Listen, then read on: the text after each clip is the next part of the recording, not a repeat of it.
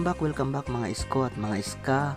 And for today's video, ipapakita ko po sa inyo kung gaano po ka-enjoy yung aming klase. Dahil ngayon po ay meron po kami dito mga practice teachers sa aming paaralan. At assign po sa akin ngayon sa araw na ito ay si Ma'am Erica Sandolan na galing po sa Barangay Benticlan, Laoang, Northern Samar. So nandito po siya, nagtuturo po siya sa ikalimang baitang ng Magsaysay Elementary School, Laoang 2 District, Laoang, Northern Samar. So ayan, masayang masaya po yung mga bata dahil sawang-sawa na po sila sa akin sa mga isog ko, kaya ngayon nagpaliwad naman sila.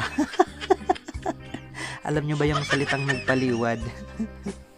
Tumikim ng iba, ayun. Gusto naman nilang makatikim ng ibang pagmumuka sarap ng klase. Nagsasawa na kasi yung mga bata sa akin. Hindi na sila nakikinig sa akin, sa aking mga pangingisog sa unahan. Ayan, kaya ngayon nagpapaliwad-liwad na sila. Pasensya na kayo dahil nanoktuga ako yung manok dahil maagahon ko itong na-record. So ayan guys, isa po sa napakagandang sekreto po ng mga guro kung bakit po mahusay po sila magturo. Dahil bukod po sa magaling pang guro, kailangan pong importante po nag-i-enjoy po yung mga bata dahil doon po matututo po sila. Sige,